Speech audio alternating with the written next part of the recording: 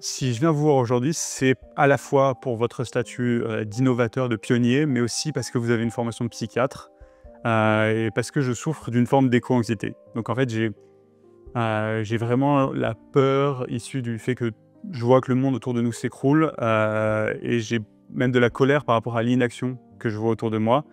En fait, j'ai vraiment l'impression qu'on se dirige vers un mur et que personne ne fait rien. Et je vois qu'en fait, ça impacte négativement mon quotidien, et que ça pourrait même me plonger dans une dépression. Je pense, en entendant votre description de vous-même, que vous êtes quelqu'un de normal. Parce que ne pas être inquiet face à ce qui se passe dans le monde, c'est une preuve d'irresponsabilité, c'est peut-être même du déni, c'est-à-dire un refus de la réalité. Si vous êtes inquiet, c'est bon signe. C'est-à-dire que vous vous préoccupez de la planète, que vous dites que l'humanité est en danger. Peut-être que ce qui manque, c'est juste la fin de la phrase. C'est « vous devrez avoir envie de faire quelque chose ». Parce que si vous êtes éco-anxieux, que vous en souffrez mais que vous ne faites rien, ça ne sert à rien. Si votre inquiétude vous pousse à faire quelque chose, à ce moment-là, ça devient utile. Donc je vous relance la question, qu'est-ce que vous faites pour que la situation s'améliore dans le monde? Peut-être juste autour de vous, peut-être globalement, mais quelle est votre action? Parce que c'est l'inaction qui rend dépressif. L'action, elle rassure puisqu'on agit. Alors qu'est-ce que vous faites? Justement, moi, personnellement, j'essaie au quotidien de faire tout ce que je peux pour limiter ma consommation de ressources, pour limiter ma consommation d'énergie, pour ne pas prendre l'avion. Mais j'ai parfois l'impression que finalement, nos petites actions du quotidien ne peuvent pas faire grand-chose par rapport au pouvoir des décisions des dirigeants. Et donc, finalement, c'est justement, en plus de la peur que je ressens par rapport à l'inaction des autres, je ressens aussi la futilité de mes propres actions, en tout cas cette impression de futilité. En fait, c'est la différence entre la théorie du colibri et la théorie du piranha. La théorie du colibri, c'est que quand il y a un incendie, le petit oiseau va amener une goutte d'eau, tout le monde lui dit « ça sert à rien » et il dit « au moins je fais ma part ». Mais c'est vrai que ça sert à rien. Et c'est souvent comme ça qu'on se sent. La théorie du piranha, c'est différent. Quand vous avez un seul piranha qui vient vous mordre dans une rivière en Amérique du Sud, vous ne le sentez même pas, c'est un tout petit poisson. S'il y en a des milliers, à ce moment-là, vous êtes réduit en squelette en quelques minutes. Ce qu'il faut, c'est être un piranha, ce n'est pas un colibri. Le piranha, c'est quand il y a toute la population qui adresse un message au gouvernement. Le piranha, c'est quand il y a tous les jeunes qui descendent dans la rue et qui font une marche du climat. Le piranha, c'est quand il y a la Fondation Solar Impulse qui amène 1600 solutions qui sont capables de protéger l'environnement tout en étant économiquement attrayants. Et à ce moment-là, eh bien, ça fait chaque fois des piranhas qui mordent un peu de CO2, qui mordent un peu de pollution, qui mordent un peu d'inefficience. Et c'est comme ça qu'on obtient un résultat. C'est vrai qu'il faut être beaucoup pour y arriver. Et ce qu'il faut, moi je pense, être vital, c'est arrêter de crier problème, problème, problème. Quand on parle, quand on est dans la rue, quand on manifeste, il faut crier solution, solution, solution. Parce que les solutions existent et ce qu'il faut, c'est les appliquer. Donc moi, personnellement, je ne suis pas éco-anxieux, je suis éco-frustré. Éco-frustré, c'est parce que je vois que toutes les solutions existent et qu'elles ne sont pas appliquées. Et c'est là, à mon avis, qu'il faut agir au maximum. Et pourquoi est-ce que, effectivement, vous, sans parler, on voit qu'il y a, vous présentez depuis plusieurs années maintenant toutes ces solutions, on voit qu'il y en a qui existent effectivement depuis longtemps et qu'elles ne sont toujours pas impliquées. Qu'est-ce qui, selon vous, fait qu'elles ne sont toujours pas appliquées? Je pense que le problème, c'est le vieux narratif qui clive la situation actuelle avec d'un côté une écologie chère, rébarbative et sacrificielle, et de l'autre côté une industrie qui est rentable mais forcément polluante et destructrice. Et par conséquent, quand on parle d'écologie à des industriels, on se fait prendre pour un gauchiste, et quand on parle de solutions industrielles à des écologistes, on se fait prendre pour un affreux capitaliste. Il faut arrêter ce clivage qui mène nulle part. Ce qu'il faut, c'est montrer qu'aujourd'hui, on peut avoir une écologie qui est économiquement rentable et qu'on peut avoir une industrie qui peut être propre, efficiente et qui amène des solutions. Et il faut absolument que les écologistes et les industriels travaillent ensemble pour que ces solutions-là soient valorisées Parce que c'est la seule manière qu'elles soient appliquées dans notre société. Les gouvernements ont peur. Les gouvernements ont peu de pouvoir. Par conséquent, si les industriels, les financiers, les économistes, les écologistes, la population demandent un certain nombre d'améliorations de normes, de standards, d'efficience, mise en place de solutions, etc., eh bien, ça marchera. Ça marchera. Mais aujourd'hui, on n'y est pas encore. Donc vous pensez que en fait, les solutions en elles-mêmes pourraient suffire à inverser la tendance, même sans l'aide de réglementations nationales et internationales dès maintenant? Alors je pense que les écologistes devraient promouvoir ces solutions beaucoup plus. Je pense que le monde industriel devrait beaucoup plus commercialiser ces solutions. Mais la troisième partie du triangle, c'est les gouvernements qui doivent comprendre qu'on doit également moderniser les réglementations, les normes et les standards. On ne peut pas simplement moderniser les solutions techniques. On doit moderniser tout ce qui permet de les utiliser. Tant que les réglementations nous permettent de polluer, d'être inefficients et de gaspiller, eh bien la population le fera, l'industrie le fera. Tout le monde se dira « mais c'est légal, pourquoi est-ce que moi je ferais un effort particulier ?» Et c'est là aussi que la jeunesse est désemparée.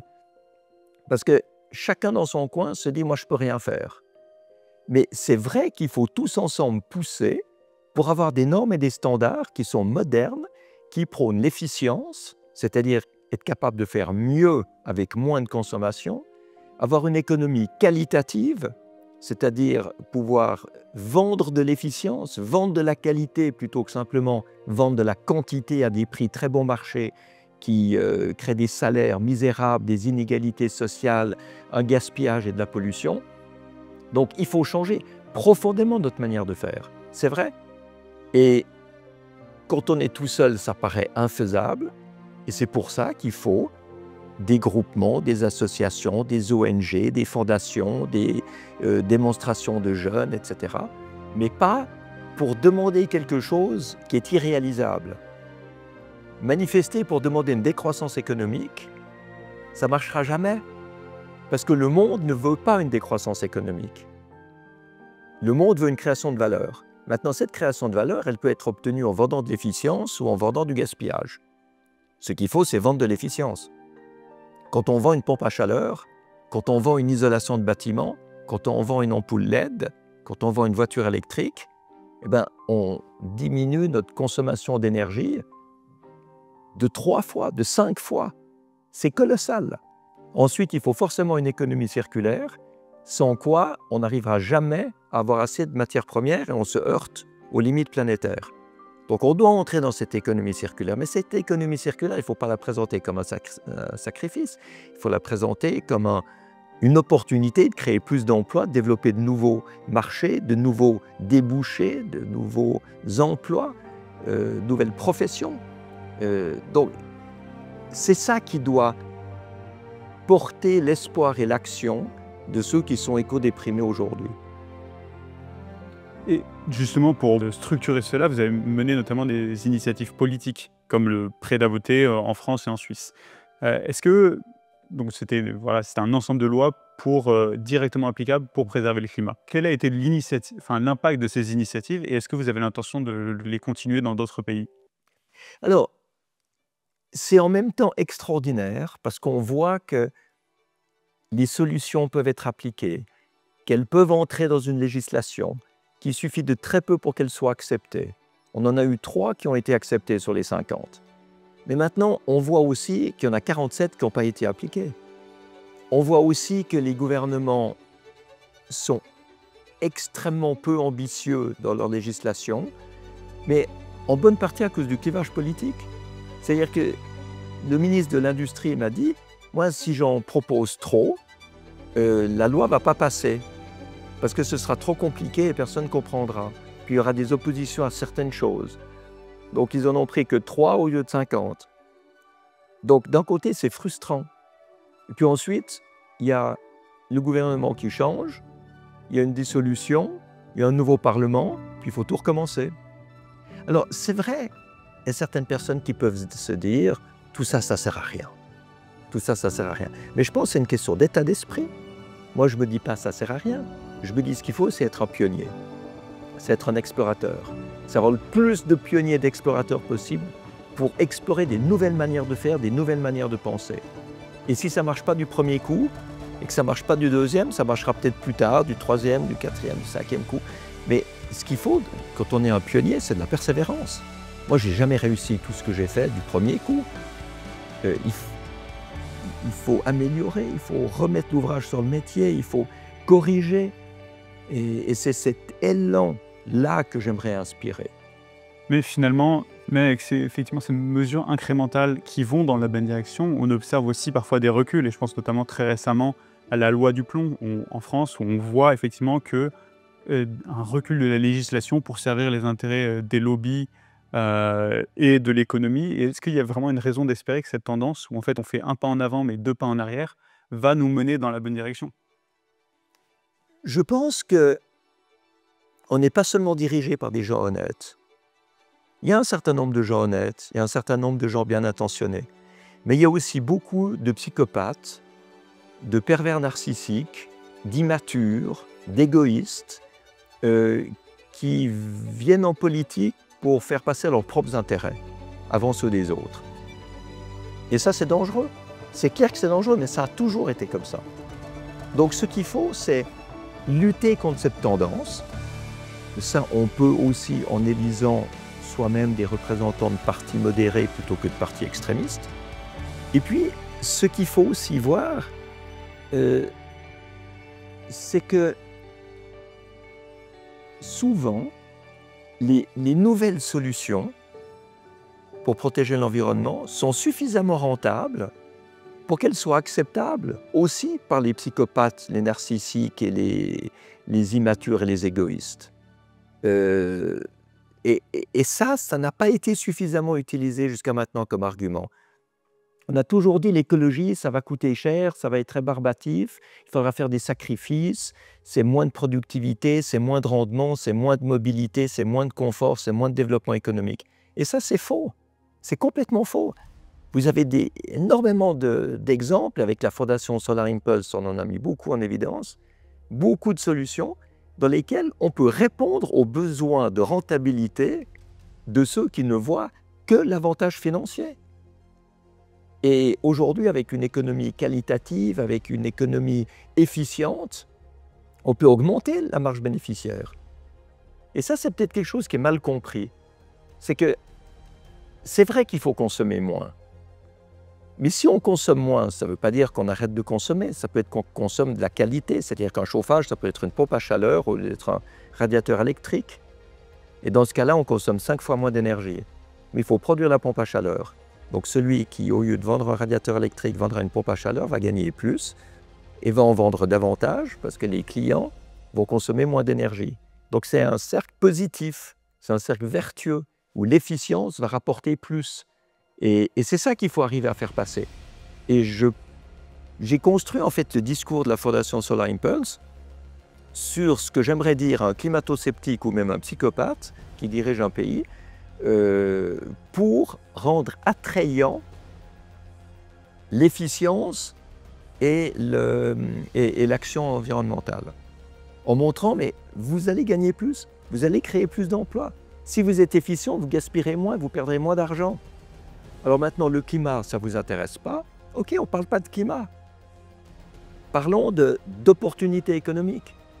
Et on a publié à la Fondation Solar Impulse un nouveau narratif qui montre qu'en fait, le but, ce n'est pas simplement de faire des sacrifices pour les générations suivantes.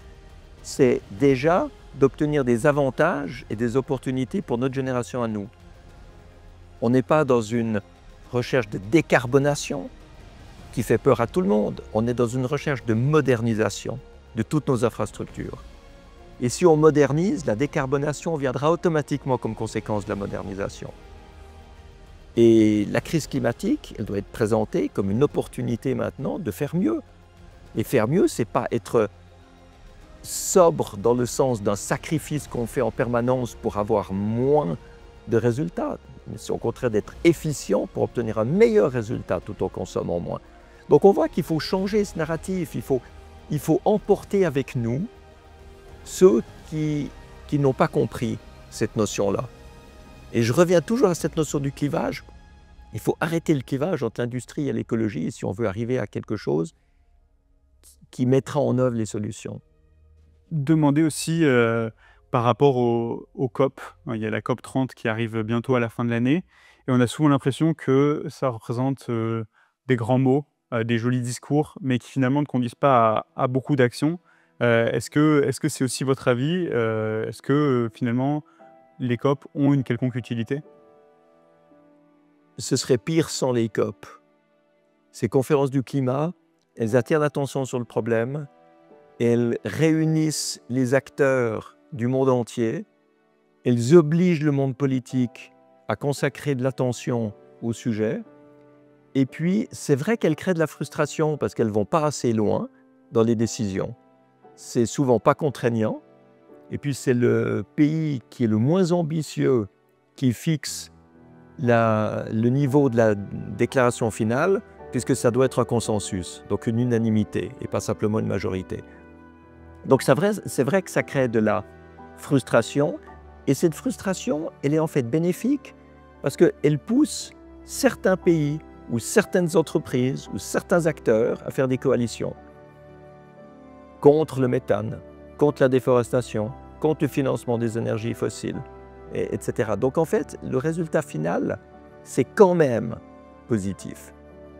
Il y a aussi d'autres instances. Par exemple, récemment, on a eu le jugement de la Cour internationale sur le fait que les gros pollueurs, en tout cas ceux qui avaient le plus d'impact, devraient avoir une certaine rétribution pour soutenir les pays qui souffrent le plus du réchauffement climatique. Et là aussi, on voit que c'est un avis consultatif. Donc est-ce que vous pensez qu'il va vraiment être appliqué par les plus gros pollueurs, notamment les États-Unis? Là aussi, c'est mieux que rien. Moi, ça fait longtemps que je dis que les acteurs qui manquent dans le débat climatique sont les avocats et les juristes. Et que dans ce domaine-là, il y a beaucoup à faire.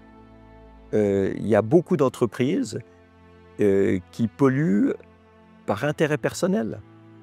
Pas parce qu'elles produisent quelque chose qui est un bien commun et qu'il faut absolument faire. Quand l'agriculture pollue, ok, elle pollue, mais elle nourrit aussi. Il y a d'autres entreprises qui déversent leurs déchets toxiques dans les rivières, dans l'air, qui trichent ouvertement sur les normes et sur les réglementations. Et cela, c'est indubitable qu'elles doivent être punies. C'est sûr. Et là, ça ne suffit pas d'avoir du consultatif. Et justement, par rapport à ces entreprises qui souvent se réunissent, notamment derrière les lobbies de l'industrie pétrolière ou des automobiles, est-ce que eux pourraient se convertir? C'est eux qui font beaucoup de dégâts, mais est-ce qu'ils pourraient se convertir? Est-ce qu'ils veulent se convertir? Ou est-ce qu'ils vont justement toujours continuer à pousser dans la direction opposée? Le monde pétrolier est dans une situation curieuse parce que tout le monde attaque les pétroliers en disant qu'il faut qu'ils arrêtent de produire du pétrole. Mais nous, vous, moi, on utilise tous du pétrole. Tous. Et si on n'a pas de voiture, même en achetant des médicaments, les médicaments sont amenés avec des camions à moteur à combustion. Les habits sont amenés par des énergies fossiles. On a des fibres synthétiques dans nos habits. Donc, on est tous dépendants du pétrole. Donc, je trouve que c'est très facile d'accuser les autres et de faire rien soi-même. Ce qu'il faut, c'est arrêter de consommer du pétrole. Ce n'est pas crier pour que les autres arrêtent d'en produire. Si on n'en consomme plus, il n'y en aura plus qui sera produit. C'est exactement la même chose pour la mobilité électrique. Il y a un moment où si on demande des voitures électriques, l'industrie automobile produira plus de voitures électriques que de voitures thermiques. Donc on est en tant que consommateur, on est des acteurs, des consommateurs. Mais par contre, il faut être beaucoup pour que ça marche. Donc peut-être que les médias sont aussi un acteur important. Et il faut beaucoup utiliser les médias pour faire passer tous ces messages. Mais finalement, on voit que sur beaucoup de ce genre de sujet, que souvent, les individus n'ont pas assez de motivation pour faire ce genre de changement. Effectivement, on est tous très dépendants de la voiture, mais parfois au niveau individuel, par exemple pour des gens qui habitent à la campagne, c'est très difficile de s'en séparer. Et on voit que c'est justement là où, notamment, c'est le rôle de la législation de venir contraindre les populations pour qu'elles fassent cette transition. Et on voit justement qu'à cause des lobbies pétroliers et des lobbies de l'automobile, cette législation ne se fait pas. Donc il faudrait quand même qu'il y ait quelque chose qui change aussi de ce côté-là pour contraindre la législation et contraindre les populations. Alors, contraindre une population, ce n'est pas évident. Contraindre une population à ne pas utiliser sa voiture si vous ne mettez pas de substitution, ça ne va pas marcher. Par contre, si vous mettez des bus ou des trains régionaux qui desservent les campagnes, effectivement, les gens auront intérêt à ne plus avoir de voiture. Mais si on revient aux pétroliers, il y a plusieurs tendances, hein. Vous avez la tendance de certaines entreprises pétrolières qui veulent se diversifier, qui veulent se mettre dans l'électrique, qui veulent se mettre dans l'hydrogène, qui veulent se mettre dans les carburants synthétiques. Et ça, c'est à encourager. Maintenant, vous avez d'autres entreprises pétrolières qui financent des fausses études pour montrer que les changements climatiques ne sont pas d'origine humaine. Et ça, il faut être un psychopathe pour faire ça. Un psychopathe, c'est celui qui n'a aucun scrupule, aucun sens de culpabilité, aucune empathie, qui ne prend aucun soin de ce dont les autres ont besoin. Donc c'est vrai qu'il y a des psychopathes partout. Et ça, c'est grave. Mais ça ne veut pas dire qu'il n'y a que des psychopathes. Il y en a aussi qui veulent faire des efforts. On voit souvent que c'est les plus riches qui sont justement au poste de décision et qui ont fait souvent leur argent à partir d'industries qui agissent au détriment de l'environnement, que ces personnes-là n'ont finalement aucune raison de changer les choses. Qu'est-ce qui nous permet de penser que ces personnes-là vont lâcher ce qui les rend heureux, ce qui leur a apporté leur succès, pour nous aider, pour aider ceux qui souffrent du réchauffement climatique? Ces entreprises ou ces dirigeants ne vont jamais lâcher ce qui fait leur fortune pour rendre service aux autres ou pour le bien de l'environnement. Mais par contre, ils pourront peut-être modifier ou diversifier leurs actions s'ils y trouvent un intérêt. C'est-à-dire que si la population commence à shifter de certains produits vers d'autres produits, par exemple de la combustion à l'électrique, eh bien ce sera dans l'intérêt de ces dirigeants-là et de ces entreprises-là de passer dans l'électrique, de passer dans l'efficience, de passer dans la modernisation d'infrastructures polluantes et inefficientes et qui gaspillent à quelque chose d'efficient. Donc ce qu'il faut essayer, c'est de changer l'intérêt de ceux qui sont dans cet ancien monde polluant. Mais ils ne le feront pas par compassion, ils le feront par intérêt, et c'est à nous, et c'est notre responsabilité de leur montrer que c'est dans leur intérêt de le faire. Dans certains cas, ça ne marchera pas. C'est vrai, il y a certaines entreprises, je ne vois pas très bien comment ils vont pouvoir se diversifier. Mais il y a d'autres entreprises qui vont prendre peu à peu plus de parts de marché, plus de succès. Et c'est ça qu'il faut encourager. Je commence à effectivement comprendre votre stratégie pour lutter contre le réchauffement climatique. Mais moi, ce qui me questionne encore, c'est le fait que, donc, effectivement, on voit que l'action directe est finalement assez limitée, que c'est tout s'appuie sur un changement de mentalité, un changement de narratif. Mais est-ce que tout ça va être assez rapide? En fait, ma question derrière, c'est qu'est-ce que vous imaginez va arriver pour le monde de demain? Est-ce qu'on va réussir à progressivement réduire notre consommation et adapter nos infrastructures pour finalement arriver à un monde à plus 3 degrés en 2100 qui sera difficile mais vivable? Ou est-ce qu'on va arriver à un stade où il y aura une guerre pour s'approprier des ressources rares? Ou est-ce que la population va rapidement diminuer à cause d'événements climatiques extrêmes? J'aimerais savoir un peu qu'est-ce que vous imaginez qui va arriver avec tout ce que vous savez sur l'état du monde. Le futur dépend exactement des décisions qu'on prend aujourd'hui. Si on prend des décisions drastiques de modernisation, d'efficience, de recours aux énergies renouvelables, mais drastiques, on peut peut-être limiter à 1,5 degré. Si on prend des mesures mais pas suffisantes, on sera à 2 degrés, 2 degrés et demi. Si on prend encore moins de mesures, on sera à 3 ou 3,5, et si on n'en prend pas, on sera à 4 ou 5 et ce sera invivable. Donc ce qui est extraordinaire de se dire, c'est qu'aujourd'hui, on a tout en main pour décider de notre futur. Alors on va peut-être réussir, on va peut-être rater. Il y a peut-être une majorité de gens qui ne vont pas prendre en compte la nécessité de changer, et la nécessité de faire mieux. Et on ira dans le gouffre, peut-être. Et peut-être qu'on va être dans une situation catastrophique. Et il y a des études qui montrent que peut-être que les 2/3 de l'humanité va disparaître, que la biodiversité va s'écrouler, que les ressources naturelles ne seront plus suffisantes et on va vivre une régression majeure par rapport à notre monde actuel. Peut-être qu'on va revenir au Moyen-Âge. Oui, peut-être. Mais l'avantage, c'est que ça dépend de nous et que ce sera notre faute. Mais du coup, vous qui avez vraiment toute la vision d'ensemble de ce qui se passe actuellement, est-ce que vous pensez qu'on va dans cette direction? Je pense que l'être humain est suffisamment bête, égoïste et immature pour qu'on risque d'y arriver. Maintenant, j'espère qu'il y aura suffisamment de gens qui se lèveront pour dire on ne veut pas ça, c'est pas ce futur-là qu'on veut, et qui prendront des mesures ou qui imposeront les mesures pour qu'on évite la catastrophe. Et je vois qu'il y a beaucoup de monde qui est sur cette longueur d'onde-là. Moi, je rencontre beaucoup de gens dans toutes les ONG, mais aussi dans le monde politique, aussi dans le monde industriel, dans la population, dans les médias, des gens qui veulent améliorer la situation. Alors, est-ce qu'on sera assez nombreux? Je ne sais pas. J'espère. Moi, en tout cas, je fais tout ce que je peux pour aller dans cette bonne direction.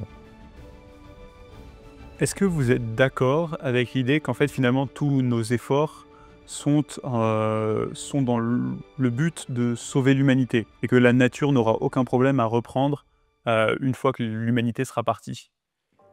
Totalement d'accord. Je pense que c'est une erreur de dire qu'il faut protéger la nature. Et ce qu'il faut, c'est protéger l'humanité. L'humanité dépend de la nature. Alors, c'est vrai que si on protège la nature, ça protège l'humanité, mais c'est l'humanité qui est à risque, qui est en danger. La nature, elle se remettra toujours. La nature, elle n'a pas de délai de temps. Il peut y avoir une catastrophe sur toute la Terre. Dans quelques millions d'années, tout reprendra sa forme actuelle, mais pas l'humanité. Et donc, est-ce que finalement, tout ça en vaut la peine, puisque on voit qu'on se condamne nous-mêmes à notre propre sort, qu'en fait on fait des efforts, mais que globalement ça ne change rien? Est-ce que ça vaut vraiment la peine de se battre pour le climat quand en fait on est en train de subir on est en train de se condamner nous-mêmes? Je crois que la question qu'il faut se poser, c'est est-ce qu'on a envie de participer au bien commun ou est-ce qu'on s'en fout? Moi, j'ai envie de participer au bien commun. Et j'aimerais encourager le maximum de gens possible à s'intéresser au bien commun. Alors maintenant, il y a des outils différents pour y arriver. Moi, j'ai choisi la voie des solutions qui sont économiquement attrayantes pour l'industrie, pour convertir plus rapidement l'industrie à la lutte contre les changements climatiques, grâce à l'efficience, grâce à l'économie circulaire, grâce à toutes ces solutions qui sont bonnes pour l'écologie et bonnes pour l'industrie, donc histoire de réduire le clivage. Maintenant, il y a d'autres gens qui procèdent autrement. Ce qu'il faut, c'est qu'on mette tous les outils, toutes les forces du bon côté. Mais moi, en tout cas, je pense que je me sentirais pas bien de me dire « je fais rien ». Je vois que tout s'écroule et je fais rien. C'est pas mon style. Je me dis « je fais tout ce que je peux » et si ça suffit pas, mais au moins j'aurais fait tout ce que j'ai pu. J'aimerais justement parler de tout ce que vous faites. Donc vous avez, après avoir construit et piloté votre avion solaire autour du monde, vous vous lancez maintenant dans la construction d'un avion qui vole avec de l'hydrogène pour un nouveau tour du monde. Et donc si j'ai bien compris, l'idée c'est toujours de montrer qu'il y a de l'espoir dans les technologies d'aujourd'hui et qu'on peut faire des grandes choses tout en étant décarboné. Ma question c'est pourquoi est-ce que vous faites un avion solaire ou un avion à hydrogène si c'est des technologies qui ne sont pas réalisables à grande échelle? Est-ce qu'on ne s'approche pas finalement un peu du technosolutionnisme, que je sais que vous dites détester, lorsqu'on dit que ces technologies pourraient exister dans le futur, alors que finalement on sait que ce n'est pas possible? Et quel est votre message quand vous faites un avion qui finalement ne peut pas faire voler tout le monde? Solar Impulse, donc l'avion solaire, n'a jamais été fait pour faire voler tout le monde.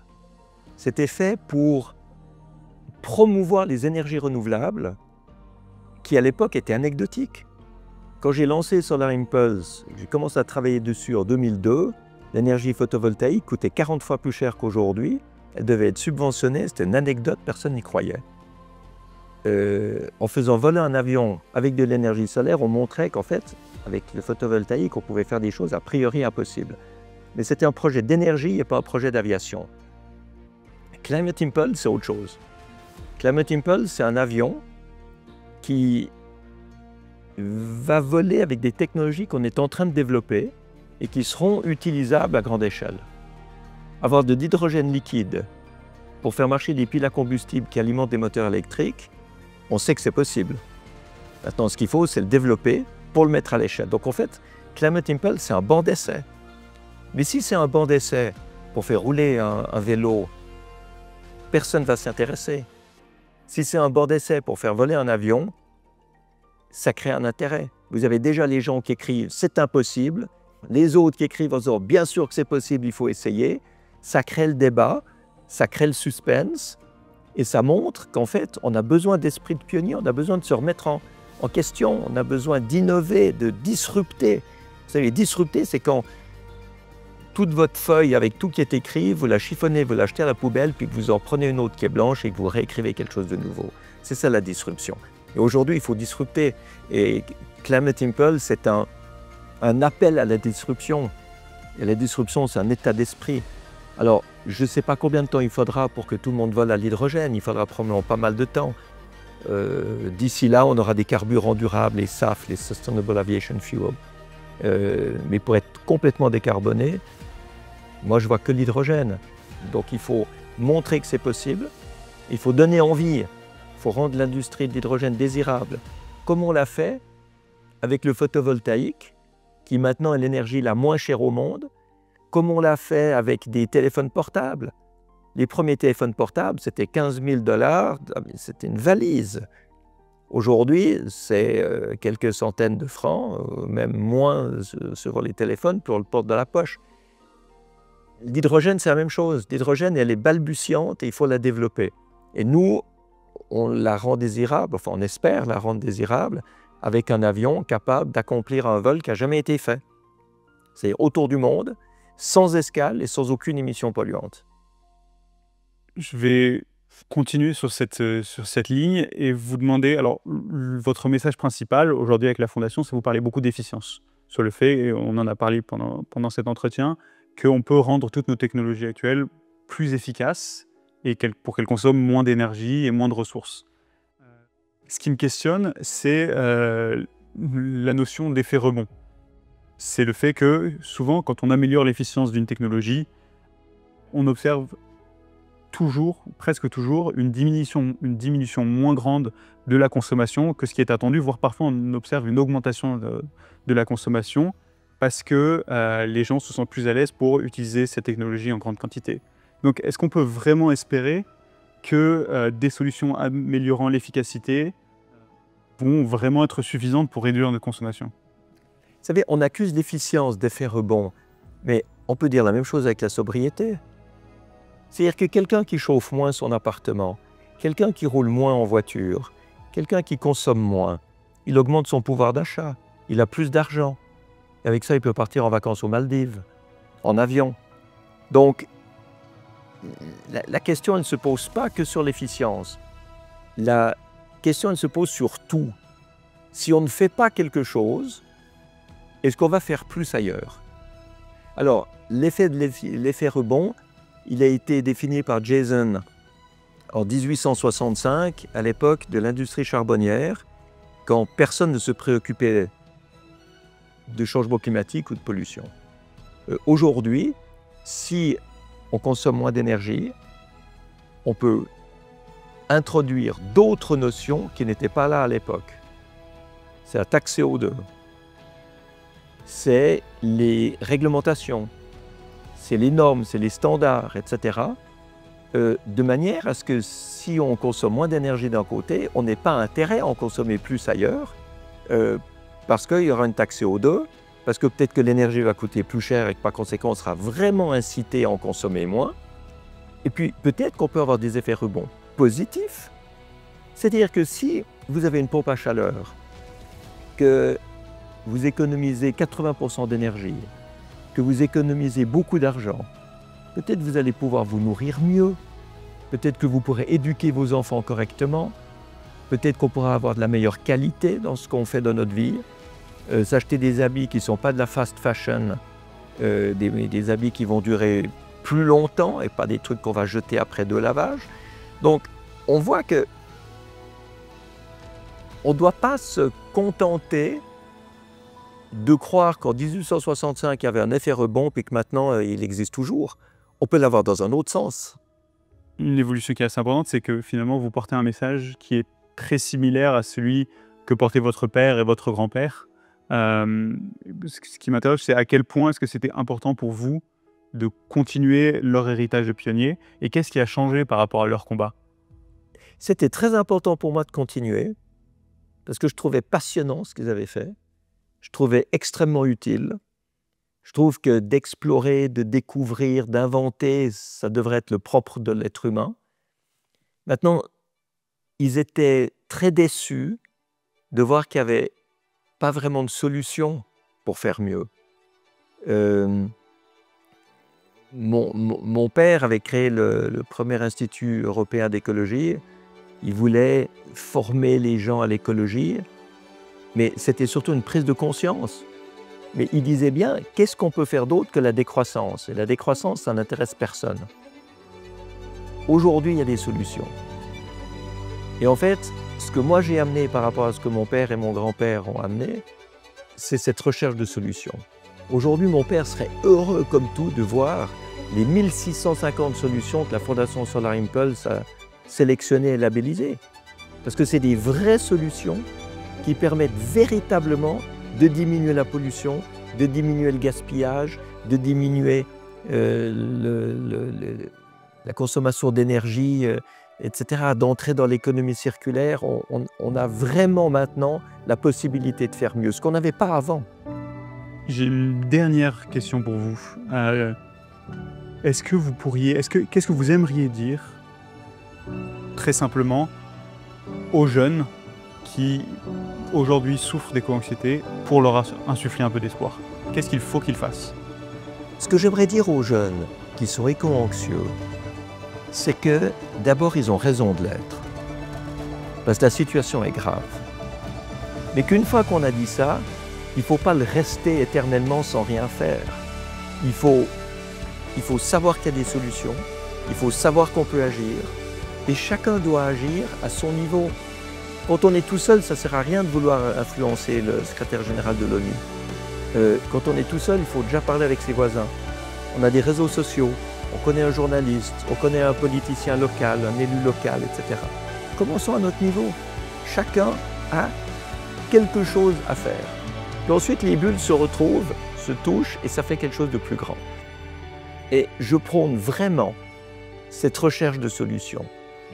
Quand on entend les jeunes parler des problèmes, quand on entend tout le monde parler des problèmes, on se dit qu'on est foutu.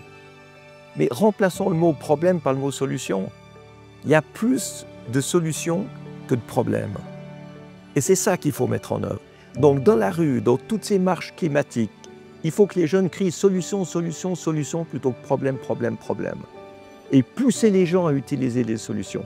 Attirer l'attention sur le fait que les solutions existent. S'il n'y a pas de solution, il n'y a pas d'issue. Maintenant, il y a des solutions, donc on a les portes de sortie, on a les issues et c'est ça qu'il faut saisir.